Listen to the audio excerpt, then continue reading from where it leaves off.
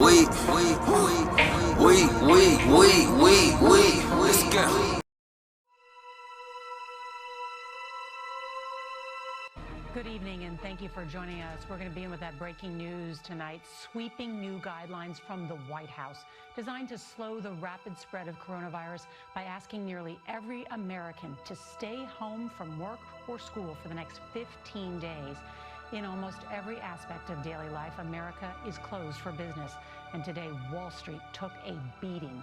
The Dow fell about 3,000 points, its largest one-day point drop in history.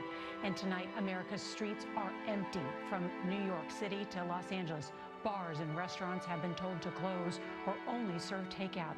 The president admitting late today the country may be headed into a recession as businesses are forced to lay off millions of workers. And the World Health Organization said there is still not enough testing being done. And some governors say they don't have enough hospital beds. There is a lot of important information to report as we come on the air tonight, and our correspondents are covering it all.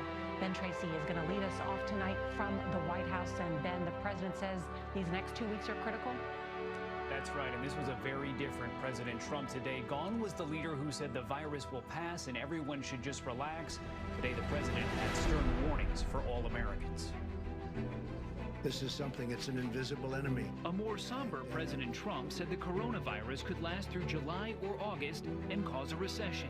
We've made the decision to further toughen the guidelines and blunt the infection now.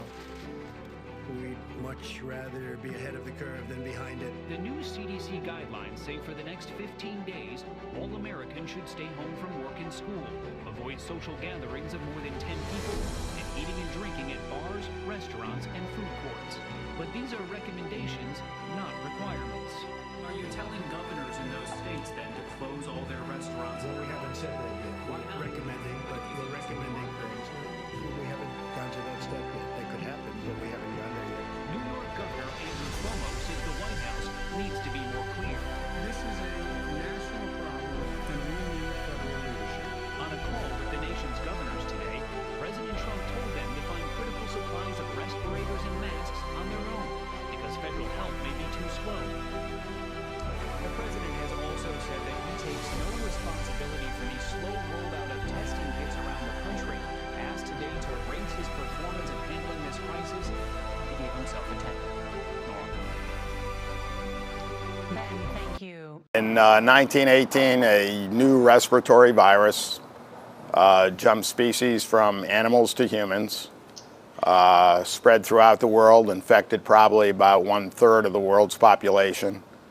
It killed between 50 and 100 million people, which if you adjust for population, that would be equivalent to 225 million to 450 million people today. The overwhelming majority of those deaths occurred in a very brief period of probably about 14 to 15 weeks. I'm John Barry. I'm a writer.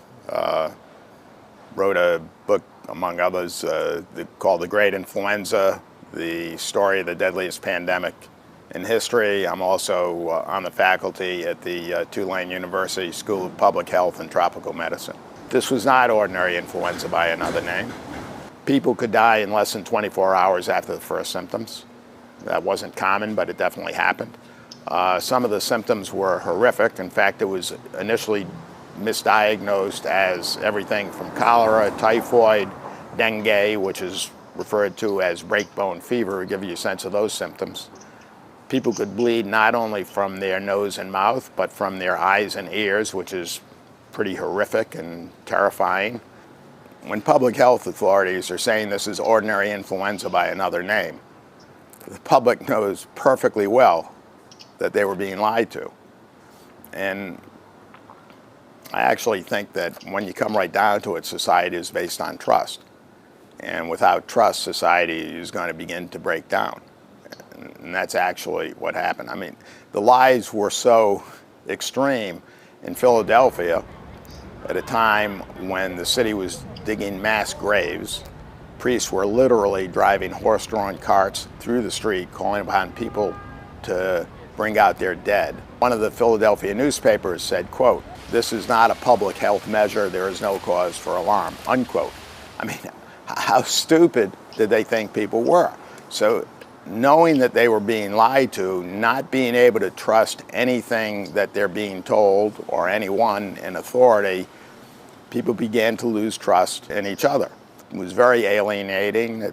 It became every person for himself or herself, every family looking out only for themselves. Influenza, it's always going to be a new virus. Coronavirus is their natural reservoir, apparently, is bats. Number one, this is a lethal threat. Number two, it is not going to wipe out civilization, but it's dangerous. Number three, we do have the opportunity to exercise some control over what happens, both to us individually and to the society and the economy. The social distancing, as the Chinese have demonstrated, works and can have a significant impact on the outcome of in the course of the disease. If there is widespread compliance, then I think we can, significantly affect the course of the disease. And if there isn't, we could be in for it.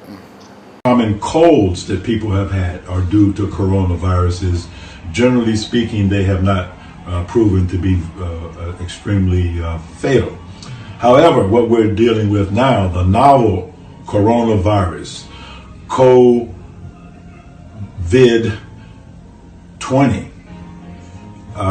this is not a natural coronavirus. This is a genetically engineered, weaponized version of coronavirus that has been married to 4 genes from HIV and probably other genes from perhaps other viral pathogens.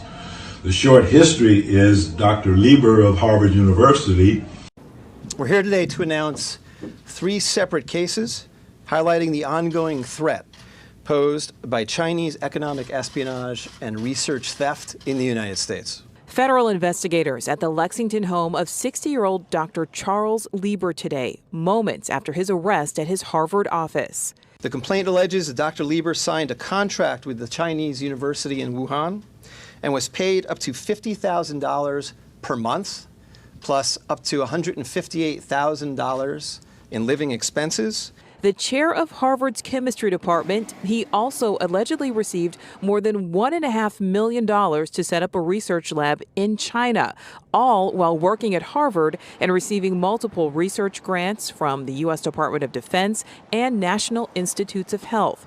Also charged today, 2 Chinese nationals, 29-year-old Yang Qingyi, who worked as a scientific researcher at Boston University, who failed to mention on her visa application that she is also a lieutenant with the People's Liberation Army. 30-year-old Zhaozong Zhang worked on cancer research at Beth Israel Deaconess Medical Center. For trying to smuggle vials of biological material out of the United States to China and lying about it to federal investigators. Now, Lieber is due back in court Thursday. He's currently behind bars. He could face up to 5 years in prison if convicted. And Harvard does tell me he's currently on paid administrative leave. Meantime, Harvard, Beth Israel Deaconess Medical Center, and BU are all cooperating with authorities. Reporting live in South Boston, Nicole Burley, WCVB News Center 5. The chief biomolecular scientist at Harvard University dug up some frozen bodies from the tundra in Alaska.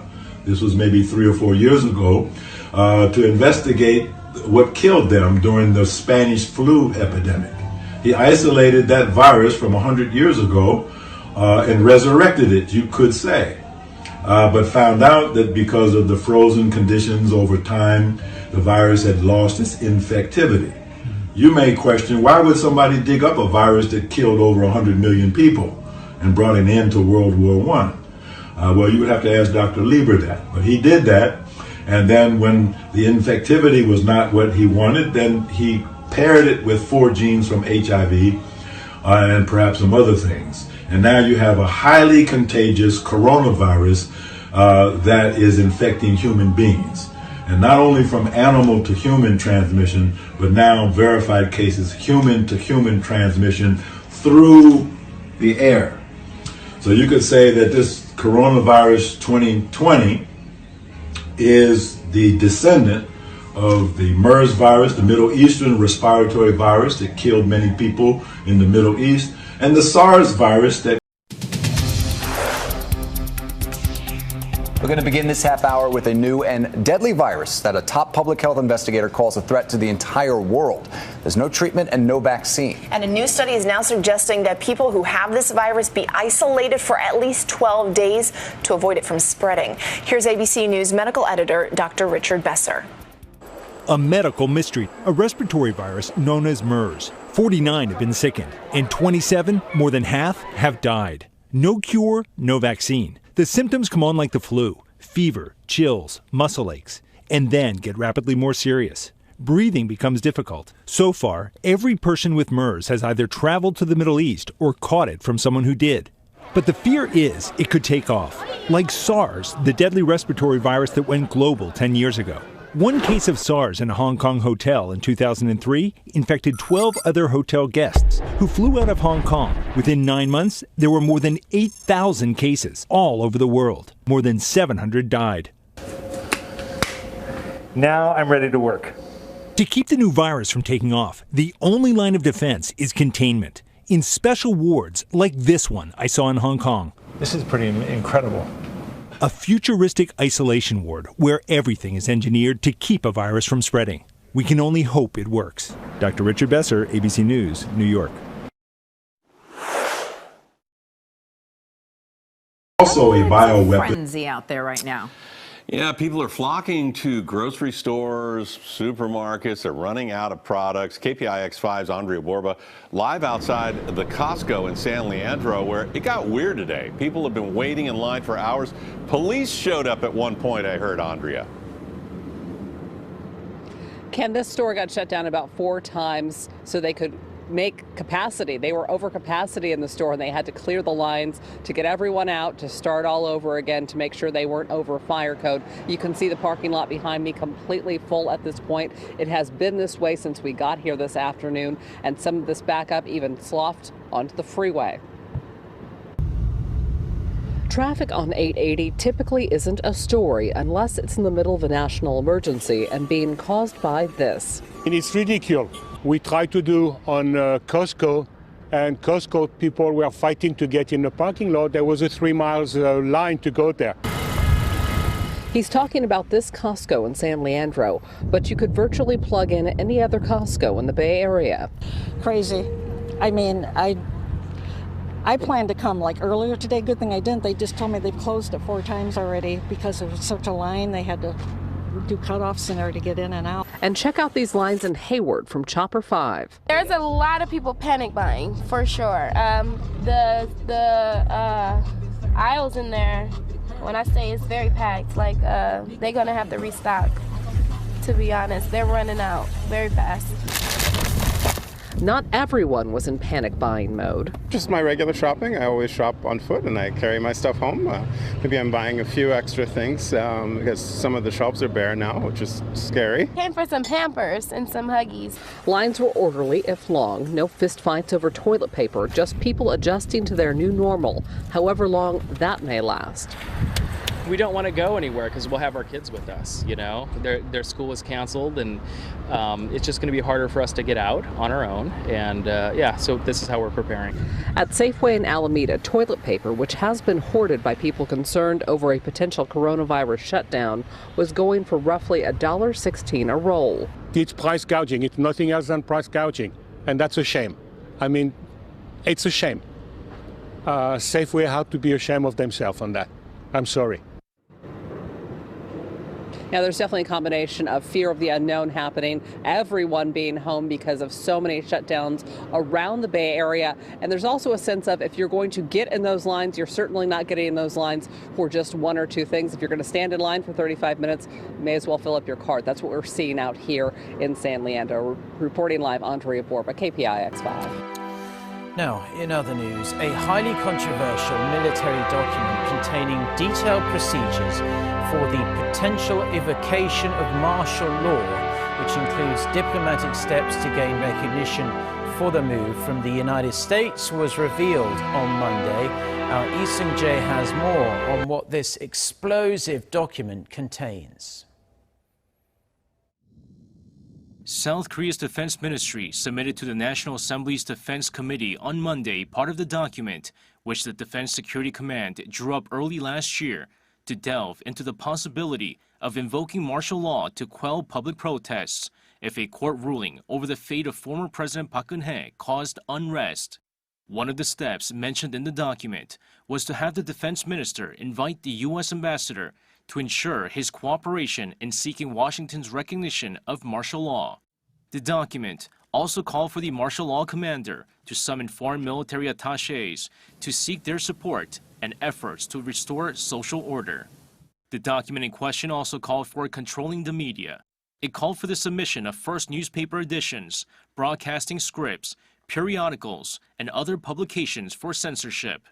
Also, to address the possible spread of rumors, the document also contained a set of steps for shutting down internet portals and networking services that could be used for disseminating false accusations. The controversial document also includes steps to influence the National Assembly, such as a measure to prevent the legislature from calling a floor vote on a parliamentary motion for the lifting of the martial law. The case has drawn the ire of the public, as critics say the use of the military to handle public protests flies in the face of democratic principles, and it could mark another case of political interference by the military. However, some conservative groups argue the military is well within its rights to draw up such measures to prepare for any scenario that could compromise national security. The military and the prosecution are forming a joint investigation team to look into whether the document was in any way illegal. Lee Seung-jae, Arirang News.